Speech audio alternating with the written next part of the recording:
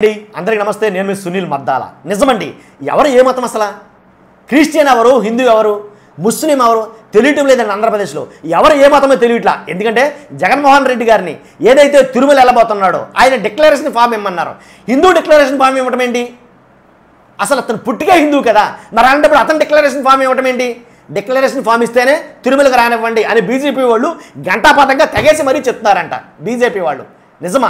అది ఓ పక్కన పెడితే కనుక ఇంకోటి ఏంటంటే, ఎవరైతే డిప్యూటీ సీఎం ఉప ముఖ్యమంత్రి వర్యులు పవన్ కళ్యాణ్ గారు అన్నారో ఆయన ఏంటంటే కనుక హిందువా లేకపోతే ఆయన క్రిస్టియనా అనేది చాలామంది మాట్లాడుకున్నారు. ఇది ఎక్కడ గొడవరా నాయన, పవన్ కళ్యాణ్ గారు క్రిస్టియన్ ఏంటి అని మీరు అనుకోవచ్చు. దానికి కొన్ని మాటలు అయితే కనుక పేరు నాని గారు కౌంటర్ ఇచ్చాడు. ఆయన ఏం మాట్లాడాడు ఏంటని చెప్పే ముందు ప్లీజ్ ముందైతే కనుక నాకు లైక్ చేయండి. ఎందుకంటే ఇది ఇంపార్టెంట్ విషయం, చాలామంది ప్రజలకు తెలియాలి, రెండు రాష్ట్రాల్లో ప్రజలకు తెలియాలి. కాబట్టి మీ బాధ్యతగా లైక్ చేయండి.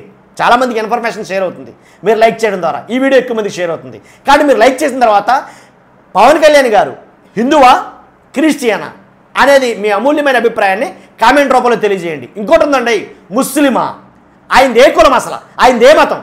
కాబట్టి మీరు ఖచ్చితంగా మీ అభిప్రాయం తెలియజేయండి. నేనంటున్న మాటలు కాదండి ఇవి, ఖచ్చితంగా పేరు నాని గారు అలాగే అంటే రాష్ట్రం మొత్తం మాట్లాడుకుంటున్న అంశాన్ని మీ ముందుకు తీసుకొచ్చా. పవన్ కళ్యాణ్ గారు ఏ మతం అసలు, ఆయనది ఏంటి అని చెప్పే ముందు ఫస్ట్ అయితే లైక్ చేశారు కదా.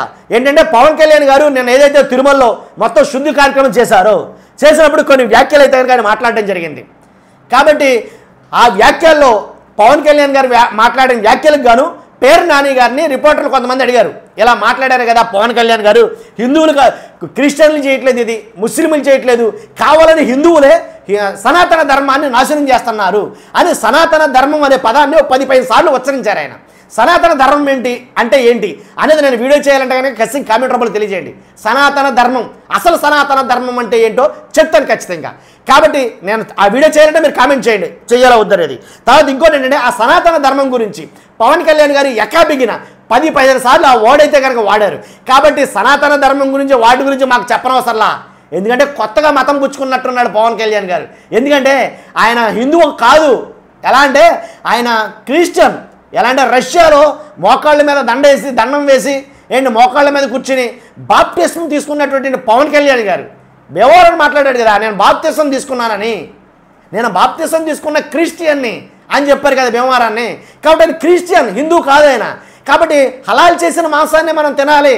కాబట్టి హలాల్ చేసిందే మనం తిన్నాం. పెద్ద మొక్కలు పెద్దోడి మొక్కలు.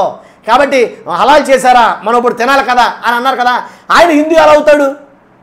కాబట్టి నా కూతురికి రష్యాలో బాప్టిజం ఇచ్చాం నా కూతురికి.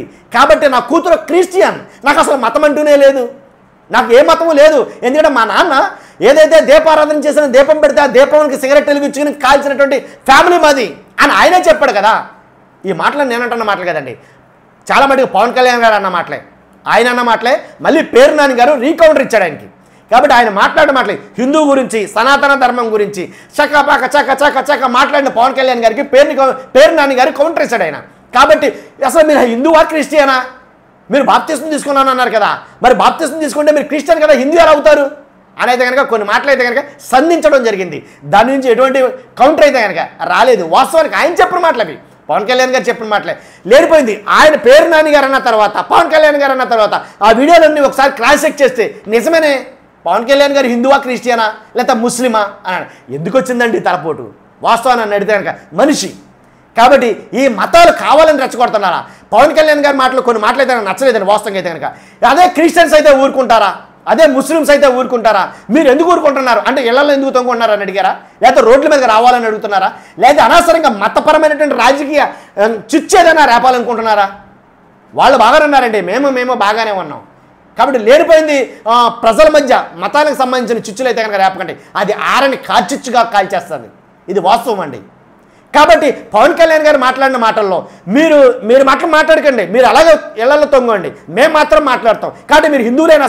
హిందువులు అసలు మాట్లాడతారా? అదే క్రిస్టియన్స్ అయితే ఊరుకుంటారా? క్రిస్టియన్స్ని ఎంతమందిని నడి రోడ్డు మీద చంపేశారు, ఎంతమందిని ఎన్నిసార్లు గొడవలు జరగలేదు, క్రిస్టియన్కి ఎన్నిసార్లు రకరకాల చిత్రహింసలు పెట్టలేదు, ఎన్నిసార్లు పరాభవాలు జరగలేదు క్రిస్టియన్కి. కాబట్టి పట్టించుకున్న నాదుడు ఉన్నాడా క్రిస్టియన్ని? ఈ గవర్నమెంట్ కానీ ప్రభుత్వాలు కానీ ఎప్పుడైనా పట్టించుకున్నాయా? వాళ్ళ గోల బాధ ఎప్పుడైనా విన్నవాళ్ళు ఉన్నారా? లేదు కదా. ముస్లింలు ఎంతమంది అమ్మాయిని చంపలేదండి? ముస్లిం అమ్మాయిని ముస్లిం పిల్లలను చంపినప్పుడు ప్రభుత్వం బీభత్సంగా రోడ్ల మీద ధర్నా అంటే ఒకటి నేను చెప్పేది, మతం కాదు, అక్కడ మనిషి ముఖ్యం.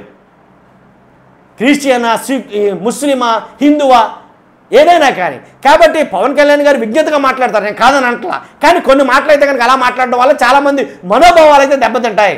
కాబట్టి హిందువులే కించపరిచినట్టు అనిపిస్తుంది. కాబట్టి ఎవరో రాజకీయ నాయకులు చేసిన దానికి హిందువులకి సంబంధం ఏంటండి? ఎవరో రాజకీయ నాయకులు కావాలని చేసిన దానికి. కాబట్టి తప్పు చేసిన వాడిని ఖచ్చితంగా దేవుడు భగవంతుడు శిక్షిస్తాడు, దాంట్లో ఎలాంటి డౌట్ లేదు. ఎవరైనా సరే రాజకీయంగా కావాలని ఒక పార్టీని ప్రజల నుంచి దూరం చేయాలని చేస్తే అది వేరే, లేదు నిజంగా వాళ్ళే చేస్తే అది వేరే. కాబట్టి ఖచ్చితంగా 100% ఏంటంటే పేరు నాని గారు మాట్లాడిన మాటల మీద మీ అభిప్రాయాలు నేను తెలుసుకోవాలనుకుంటున్నా. పవన్ కళ్యాణ్ గారు హిందూనా, క్రిస్టియనా, ముస్లిమా ఏంటనేది మిమ్మల్ని నేను అడుగుతున్నా.